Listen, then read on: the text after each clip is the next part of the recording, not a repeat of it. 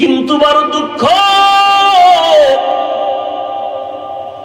অনেক আশিকে রাসূল এই প্যান্ডেলে বসে আছেন, আজকে ফজরের নামাজ পড়েন নাই, যোহর পড়েন নাই, আসর পড়েন নাই, মাগরিব পড়েন নাই, এশাও পড়েন নাই।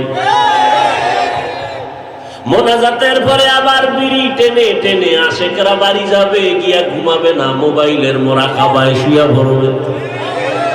মোবাইলের দিকে তাকাইয়া কবিরা গুনাহ করে করে ফজরের আগে ঘুমায় যাবে। চিন্তা করার টাইম নাই, ফজরের নামাজেরও খবর নাই।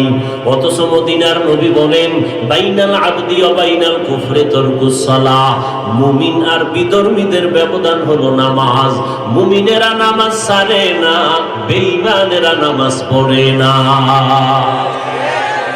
মদিনার নবী বলেন, এশার নামাজ পড়ে যদি ঘুমাইয়া যাও রে মুমিন, ঘুম থেকে উঠে যদি আবার ফজরের নামাজ আদায় করতে পারো, ঘুমাইয়া যেই সময়টা কাটাইলি ওই সময়টা অনেকের পাল্লায় ওজন হয়ে যাবে।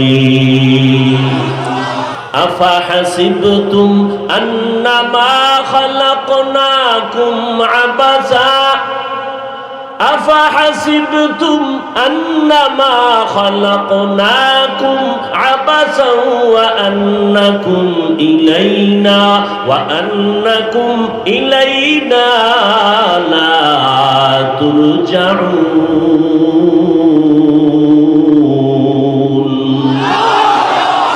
كلام जिंदा कुरान हकीम हिकमत उला यज़ालसतो कदीम जमीउल इल्म फिल कुरान हकीम तकासरत अन्हु अफहामुर रिजाली। আল্লাহ বলেন, রে বান্দা তুমি কি ভেবেছো আমি তোমাকে অনর্থক বানাইছি? না, অনর্থক বানাই নাই। তুমি কি ভেবেছো আমার আদালতে আর আসতে হবে না? যতই বাহাদুরি করো আমার আদালত থেকে পালাবার সুযোগ, মরণ থেকে যতই পালাও মরণ তোমায় নিবে ঘিরি। যদিও সুদূর আকাশ পানে লুকাও সেথায় লাগিয়ে সিঁড়ি। নদী পথে নৌকা চালাও ও মাঝি ভাই, বেলা ডোবার আগে আমি ওপার উঠতে চাই। ডুবে গেলে বেলা রে আর উঠে না, ভেঙ্গে গেলে মেলা রে আর জমে না। নমরুদের থেকে বড় বাহাদুর আসেনি? ফেরাউনের থেকে আসেনি? কেমন বড় বাহাদুর! নমরুদ একদিন কয়, আল্লাহ রে মেরে ফেলবো। শুধু মেরে ফেলবোই বলে নাই, বাঁশ দিয়া সিঁড়ি বানাইছি, উপরে যাইয়া আল্লাহ রে গুলি করবে। ওদিকে ফেরাউন ফকিন্নির সন্তান, মানুষের জমিনের শশা মাথায় করে টেনে টেনে মিশরের বাজারে বিক্রি করে কিছুদিনের মধ্যে টাকার মালিক হয়ে চেয়ারে বসল। চেয়ারে বইয়া হামান রে কয়, রে হামান, ভিতরে দি গরম গরম ভাব। কয় কেমন? কয় খোদা খোদা মনে চায় দাবি করি। কয় করেই ফেলো। কয় দাবি করলে আবার ছোট খোদা দাবি করে কে? বড়টাই করি। আনা রব্বুকুমুল আলা, আমি হলাম শুধু খোদা না, সব থেকে বড় খোদা। নীল নদের আর লোহিত সাগরের পানিতে চুবানি খাইয়া আমি আসলে কোনো খোদাই না, সব হুদা। কথা ঠিক নি? যেই ফেরাউনের নাম দুনিয়াতে মুমিন কেন? সারা দুনিয়ার বিধর্মীদের ঘর তালাশ করো, ফেরাউন নামে কোনো সন্তান আসেনি? নমরুদ নামে আসেনি? সাদ্দাত নামে আসেনি? আসেনি? যদি বলা হয় মাসে তোমার 1 লাখ টাকা দিব, তোমার সন্তানটার নাম রাখো মিস্টার ফেরাউন, রাজি হবে কোনো বিধর্মী? বুঝেন হবে?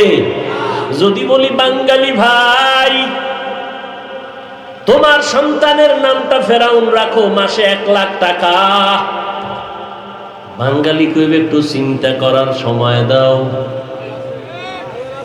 2 দিন পরে কইব রেখে দিলাম, টাকা দিবানি, কয় দিমু, কয় পরে তওবা করে নিমু, রেখে দিলাম, টাকাটা টাইম মতো দিও, কারণ যেই করোনা সেই আবার ডেঙ্গু, উপায় কি 1 লাখ তো কম না। কোটি টাকার মালিক দেখো অভাব হয় না দূর, গরিব ঘুমায় আরাম করে মনটা বাহাদুর। ফেরাউনের লাশটা দেখো মিশর জাদু ঘরে, খায় না মাটি পোকা মাছি সবাই ঘৃণা করে। হৃদয়ে থাকিবে যার নম্রতা সদা, রহমত আসিবে সেথা প্রভুর ওয়াদা। বড়র বাড়াই থাকলে দিলে রহমত আসবে না, নিজেকে নিজে ছোট মনে করিও সাদা। উঁচু জমিন থেকে পানি নিচু জমিনে যায়, তেমনি খোদার রহমত আসে নম্রতার হৃদয়। ভোগ বিলাসের বাড়ি গাড়ি পরে রবে সব, ভোগ বিলাসের বাড়ি গাড়ি পরে রবে সব। থাকতে সময় স্মরণ করো আল্লাহ আমার রব, থাকতে সময় স্মরণ করো আল্লাহ আমার রব। আমাদের রবকে ইন্নাল্লাযীনা ক্বালু রাব্বুনাল্লাহু সুম্মা ইসতাকামু ফালা খাউফুন আলাইহিম ওয়ালা হুম ইয়াহজানুন।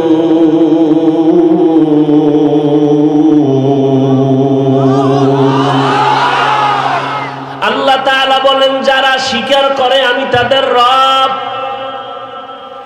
তাদের কোনো ভয় নাই, কোনো পেরেশানি নাই। রে মুমিন, আমি আল্লাহর কোনো ছেলে নাই, কোনো মেয়ে নাই। লাম ইয়ালিদ লাম ইউলাদে উলাইকাস, লাম ইয়ালিদ লাম ইউলাদে উলাইকাস, ওয়ালিদু মাউলুদেরা উ খালেকাস।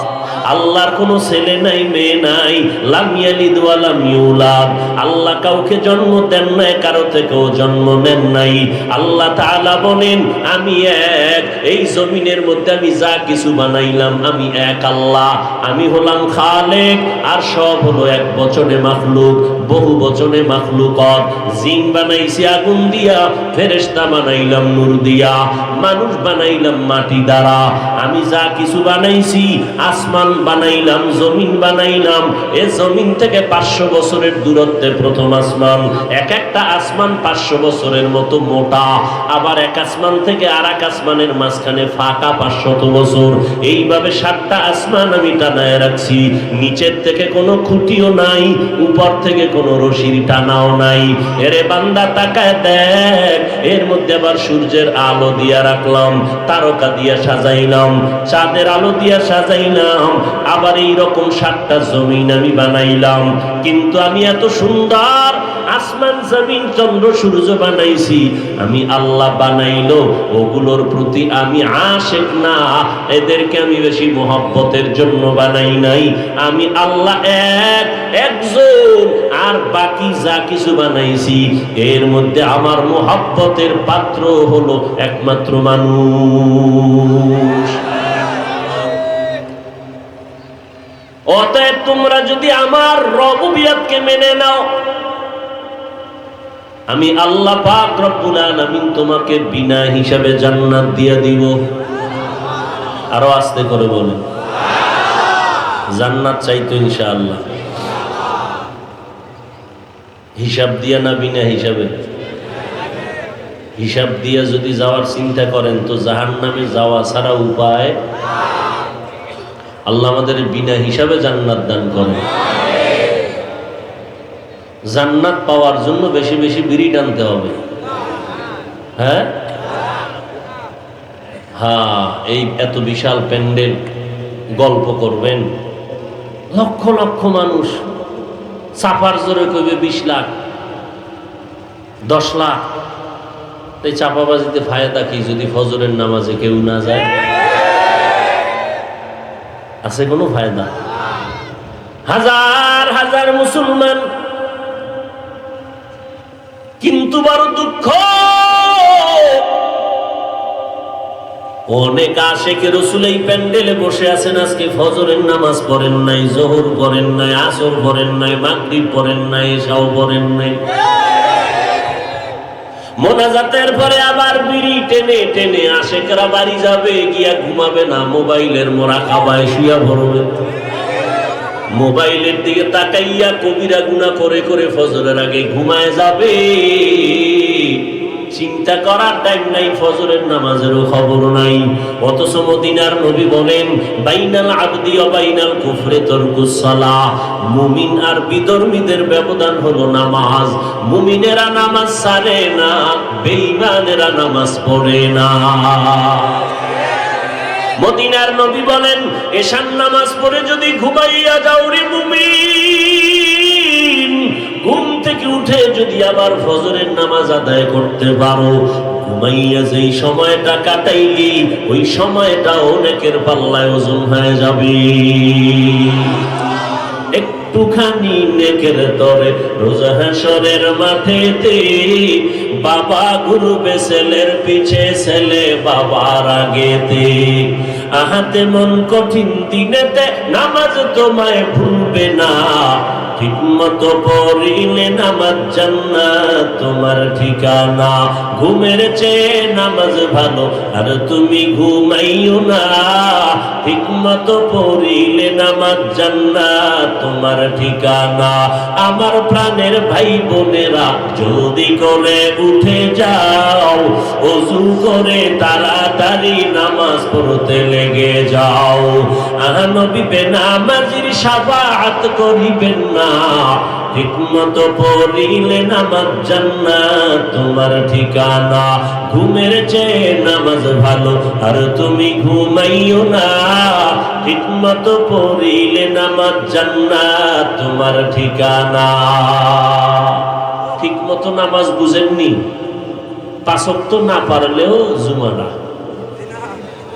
হ্যাঁ, নামাজ কয় ওয়াক্ত? সপ্তাহে একদিন না প্রতিদিন? এই যুবকেরা, মাঝে মাঝে 2-1 ওয়াক্ত নামাজ না পড়লে কোনো সমস্যা হবে? হবে হবে বলার পরে যদি নামাজ না পড়ো, বিচারটা কেমন কঠিন হবে তোমার, ভালো করে বুঝো।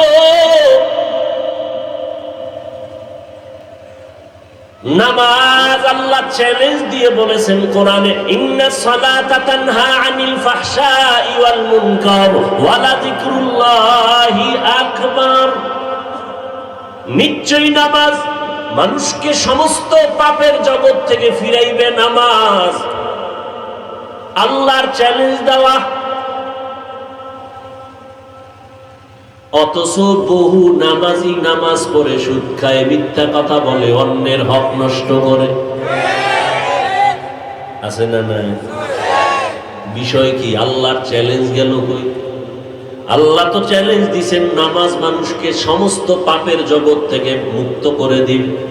অথচ নামাজি বান্দা নামাজ পড়ে, মিথ্যা ছাড়ে না, ঘুষ ছাড়ে না, সুদ ছাড়ে না, অন্যের হক নষ্ট করা বন্ধ করে না। এখন নামাজটা কেমন নামাজ?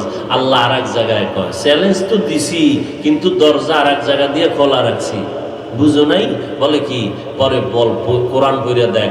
আরাআইতাল্লাযী ইউকাযযিবু বিদ্দীন, আসেনি একটা সূরা? যারা পারেন আস্তে আস্তে ঠোঁট নাড়াবেন। আরাআইতাল্লাযী ইউকাযযিবু বিদ্দীন ফাযালিকাল্লাযী ইয়াদউল ইয়াতীম ওয়ালা ইয়াহুদ্দু আলা তাআমিল মিসকিন ফাওয়াইলুল লিল মুসাল্লিন। ওয়াইল নামক জাহান্নাম মুসল্লিদের জন্য। মুসল্লি কারা? যারা নামাজ পড়ে না। আল্লাহ বলেন মুসল্লি যারা নামাজ পড়ে এদের জন্য ওয়াইল নামক জাহান্নাম। এক আয়াতে বললেন নামাজিরা গুনাহ থেকে মুক্ত পেয়ে বিনা হিসাবে জান্নাতে যাবে। আর এই আরাআইতাল্লাযী সূরা মাউনের মধ্যে বলেন মুসল্লিদের জন্য আমি আল্লাহ নিকৃষ্ট জাহান্নাম, ওয়াইল নামক জাহান্নাম বানায় রাখছি। কেমন মুসল্লি? নামাজও পড়ে, মিথ্যা কথাও বলে।